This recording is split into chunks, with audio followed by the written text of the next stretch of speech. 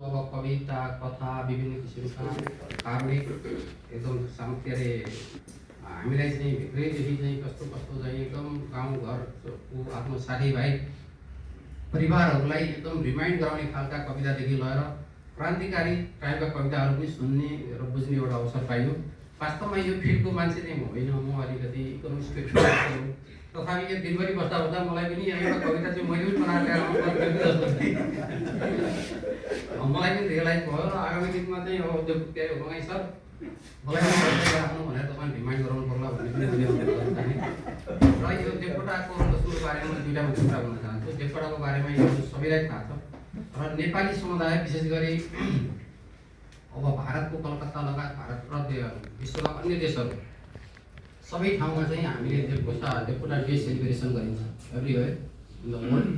र इन्डियामा विशेष गरी कलकत्तामा चाहिँ यहाँको हाम्रो नेपाली समुदायले देवकोटा दिवस, मोतीराम भट्टको दिवस, भानुभक्त आचार्य दिवस यो मनाउँदाखेरि उहाँहरूले हाम्रो सबैभन्दा ठुलो चाड मोस्ट हाइली सेलिब्रेटेड फेस्टिभल जस्तो गरेर नेपालमा जसरी हामीले दसैँ तिहारलाई सबैभन्दा ठुलो चाडको रूपमा भ्यालु दिन्छौँ त्यो हिसाबले उहाँहरूले अर्गनाइज गर्नुहुन्छ। सबै ठाउँमा हाम्रो पनि सहभागिता रहन्छ, हामीलाई बोलाउनुहुन्छ। अब हाम्रो सहभागिता भनेको सबैलाई धन्यवाद दिने, इन्करेज गर्ने, भाषण गर्ने, प्रमुख अतिथि हुने सीमित छ बढी। अब यसका धेरै लिमिटेसनहरू छन्, अब यसतिर नजाउँ भन्छ है। त्यस कारण चाहिँ कसैले त्यो कुरालाई सम्झिने यो एक त अब नेपालको नेपाली समुदायको स्थिति पनि भयो। दोस्रो कुरो यहाँका धेरै कविताहरूबाट के कुरा आयो भने हाम्रो नेपाल र विशेष गरी इन्डिया र विशेष गरी वेस्ट बङ्गालको बिचमा हाम्रो परम्परागत रूपमा चाहिँ जुन लिटरेचरमा र पोएटमा जुन किसिमको जुन रिलेसनसिप थियो, ओल्ड रिलेसनसिप, त्यसलाई चाहिँ हामीले कन्टिन्युसन पनि गरेको हो र थप यसलाई चाहिँ इन्हान्स गर्दै पनि लैजान खोजेको हो जस्तो मैले चाहिँ मेरो अनुभूति भयो। र यसमा चाहिँ हाम्रो सत्यप्रकाश सर हुनुहुन्छ, उहाँ very beginning is in my touch. उहाँ चाहिँ मसँग भेट भइसकेको थियो, नेपाल गएर नेपाल एकाडेमीमा एउटा कार्यक्रममा चाहिँ उहाँले के अरे पुरस्कारै ग्रहण गरेको फेसिलिटेसन गरेको कार्यक्रम मैले देखिरहेको थिएँ। त्यस्तै अघि म्याडमले पनि पोखरामा पनि एउटा प्रोग्राम जोइन गर्नुभएको छ र हाम्रो स्वामी ब्यानर्जी म्याडमहरूको पनि कन्ट्रिब्युसन एकदमै मैले राम्रो देखेँ। यसले गर्दाखेरि हामी बिचको रिलेसन हुने र हाम्रो कवि महाकवि र त्यो कुराले हामीले कुन लेभलको भ्यालु दिएका छौँ भन्ने किसिमको एउटा अन गर्ने चाहिँ एउटा अवसर पनि प्राप्त भयो। र उहाँले विशेष गरी विभिन्न किसिमका आफ्ना साहित्यिक कृतिहरूमा नेपाली समाजलाई जुन किसिमको चेतना अभिवृद्धि गर्नुभयो। उहाँले तत्कालीन राणा शासनका विरुद्ध लड्नुभयो। त्यति बेलाको चाहिँ शासन प्रणालीले ती उदारवादका कुराहरू, डेमोक्रेसीका कुराहरू, लिबरलाइजेसनका कुराहरूलाई कहिले पनि एक्सेप्ट गर्दैन थियो। त्यो बेलामा पनि उहाँले चाहिँ सधैँभरि उनीहरूको हुलको विरुद्ध फाइट गरेर चाहिँ जुन किसिमको आफ्नो नाम कमाउनु भयो। र उहाँले चाहिँ 50 वर्षमा चाहिँ बाँचेर तपाईँ हामीलाई 28 दिसम्बर 2025 देश विदेशमा सबै ठाउँमा सम्झिने एउटा वातावरण बनाउनु भएको छ। र यो चाहिँ हामीलाई एउटा चाहिँ हामी आज नेपाली भएर सबै ठाउँ गएर ढुक्कसँग चाहिँ उहाँको नाम लिएर अहिले पनि चाहिँ गौरव महसुस गर्ने एउटा अवसर दिनुभएको छ। र यसलाई चाहिँ हामीले थप प्रचार थप किसिमका कार्यक्रमहरू पनि लिएर जानुपर्छ भन्ने मेरो बुझाइ छ। र दोस्रो कुरा चाहिँ अब यो लोसुन भन्ने एउटा साहित्य अन्तर्राष्ट्रिय साहित्यकार हुनुहुन्छ। उहाँको पनि एउटा मात्रै कुरा सुनेको थिएँ, मैले धेरै उहाँको स्टडी गर्न पाइनँ। उहाँले चाहिँ के भन्नुभएको छ अरे भने यो डाक्टर बन्ने कि साहित्यकार बन्ने भन्ने चाहिँ उहाँ चाहिँ जब स्टुडेन्टबाट चाहिँ हाम्रो एउटा यो आफ्नो विङ्समा जाने भनेर विङ्स स्टुडेन्ट बेला हुन्छ नि, त्यति बेला whether you will be doctor or you will be limited.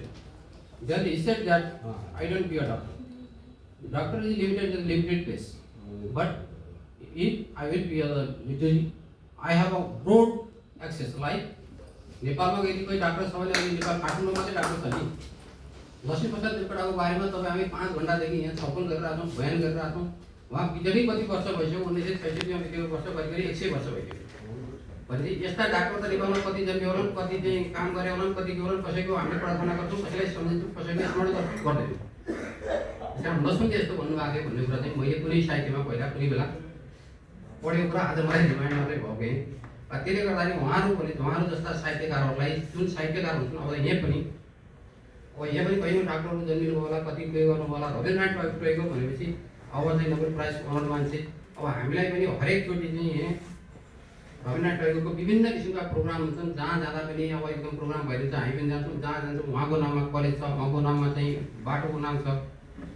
कुरामा कुनै अरू इस्युजको नाम छ त्यो लेभलको मेमोरी चाहिँ हुने एउटा चाहिँ भनेको साहित्यकारहरूबाट सृजना हुने रहेछ भन्ने पनि मैले मेरो एउटा अनुभूति रह्यो। त्यस कारण चाहिँ यस्ता कुराहरूमा हामीलाई भएका कुराहरूलाई हामीले प्रचार प्रसार गर्ने, उजागर गर्ने, संरक्षण गर्ने, सम्वर्धन गर्ने लाइनमा हामी लाग्नुपर्छ भन्ने कुराको चाहिँ मैले अनुरोध गरेँ। दोस्रो कुरा, जसरी भारत नेपाल जनमैत्री सांस्कृतिक मञ्चले हरेक 2-2 वर्षमा उहाँले साहित्यिक प्रोग्राम गर्नुहुन्छ र विश्वका लगायत नेपालका चाहिँ अब रिनाउन्स बेसिकल्ली नेपाली एकाडेमीका सदस्य आउनुहुन्छ, गत वर्ष नै आउनुभएको थियो।